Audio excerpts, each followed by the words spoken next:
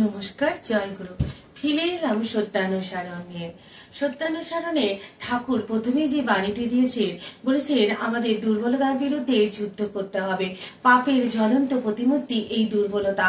যত শীঘ্রই পারো ওই রক্ত শোষণকারী অবসাদকে উদ্ঘাটন করো, তবেই তো জানা যাবে তোমার ধর্মরাজ্যে ঢোকার অধিকার জন্মেছে। আমাদের সর্বপ্রথম দুর্বলতার বিরুদ্ধে যুদ্ধ করতে বলেছে ঠাকুর। প্রত্যেকটা মানুষের দুর্বলতাই হলো ভয়। কোনো না কোনো কারণে আমরা কিন্তু ভয়ে থাকি। তাই যখন আমরা এই ভয়কে জয় করতে পারি, তখনই কিন্তু আমরা আমাদের জীবনের পথে এগিয়ে যেতে পারি। আমাদের জীবনের যে অভীষ্ট লক্ষ্য, সেই পথে এগিয়ে যেতে পারি। তো ঠাকুর আরো বললেন, তবেই তো ধর্ম রাজ্যে ঢোকার অধিকার জন্মাবে।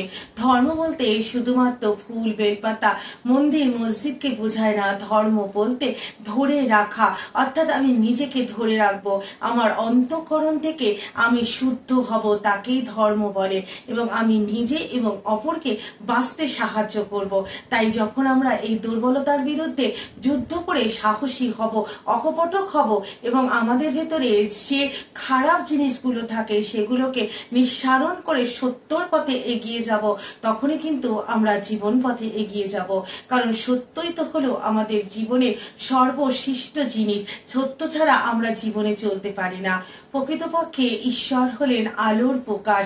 আলো ছাড়া যেমন আমরা বাঁচতে পারি না, আলো ছাড়া যদি আলো না থাকতো তাহলে এই পৃথিবী কিন্তু অন্ধকার থাকতো, আর অন্ধকারময় পৃথিবীতে আমরা কখনোই জীবন ধারণ করতে পারতাম না।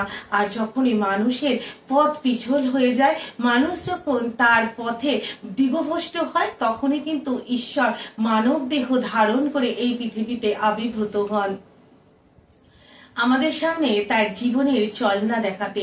তিনি কেমন ভাবে কথা বলেন, তিনি কেমন ভাবে তার জীবনকে চালায়, সেই আদর্শ বা সেই জীবন চলনাই আমাদের মানব জীবনের সামনে তুলে ধরেন।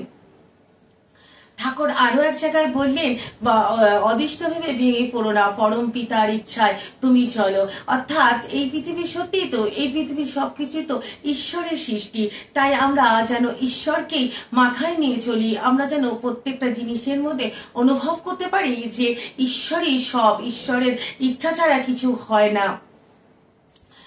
ঈশ্বরের ইচ্ছে ছাড়া কিন্তু কিছু হয় না। কারণ এই প্রকৃতিতে ঈশ্বর আমাদের জন্য কত কিছু রেখেছেন, আর সেই সমস্ত জিনিস দিয়ে কিন্তু আমরা জীবন ধারণ করি। কিন্তু আমরা কি তা অনুভব করি যে এই প্রকৃতি কে? প্রকৃতি হলো ঈশ্বর।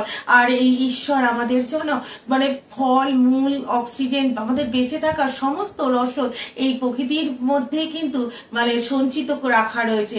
আমরা তো অনুভবই করতে পারি না যে ঈশ্বর আমাদের কি দিয়েছেন। আজকের যে সমাজ ব্যবস্থা, আজকের যে জীবন চলনা মানুষের, সেই জীবনে কি সত্যি ঈশ্বরের কোনো জায়গা আছে? তাই ঠাকুর বললেন এক জায়গায় সত্যানুসারণে, যা করলে তোমার অস্তিত্ব রক্ষা পায় তাই হলো পুণ্য, আর যা করলে তোমার অস্তিত্ব প্রতিপন্ন হয় তাই হলো পাপ। অস্তিত্ব মানে কি? বেঁচে থাকা।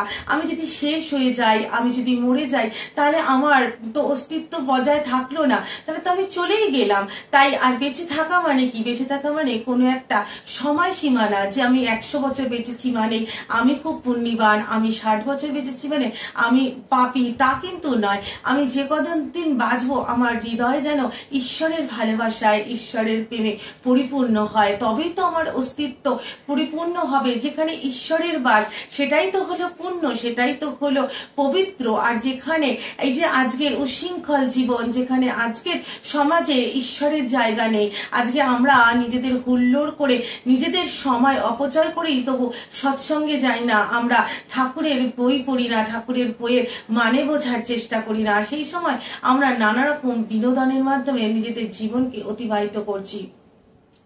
এর ফলে কিন্তু আমরা আমাদের মৃত্যুকেই ডেকে আনছি। এটাই হলো পাপ। ঠাকুর হলেন অসীম অনন্ত, তাই তাকে ধরা যায় না, তাকে ছোঁয়া যায় না, তাকে অনুভব করতে হয়। আর যখন আমরা সমগ্র জিনিসের মধ্যে ঠাকুরকে অনুভব করতে পারবো, তখনই কিন্তু আমাদের মধ্যে ঈশ্বর বোধ জাগবে। আর অনুভব যখন অনুভূতিতে পরিণত হয়, তখনই তো আমাদের ঈশ্বর দর্শন হয়। তাই আমাদের প্রত্যেকটা মানুষের একান্ত উচিত আমরা যেন ঈশ্বরকে অনুভব করে ঈশ্বরকে অনুভব করি এবং অনুভূতির মাধ্যমে তাকে প্রকাশ করার চেষ্টা করি। আগেই বলেছি, পূর্ণপতিতে ঠাকুর তার ঈশ্বর সত্তার প্রকাশ ঘটিয়েছেন, আর সেই ঈশ্বর সত্তাকে ঠাকুর সত্যানুসরণের মাধ্যমে, অক্ষরের মাধ্যমে আমাদের সামনে তুলে ধরলেন। তাই সত্যানুসরণ আমাদের প্রত্যেকটা সৎসঙ্গীর কাছে অতি পবিত্র একটা গ্রন্থ। তাই সেই সত্যানুসরণের শেষটা পরম প্রেমময় শ্রী শ্রী ঠাকুর অনুকূলচন্দ্রকে শত শত কোটি প্রণাম জানিয়ে কবির ভাষায় বলতে চাই, আমার মাথা নত করে দাও হে প্রভু, চরণ ধুলার তলে সকল অহংকার ডুবাও চোখের জলে। নমস্কার, জয় গুরু।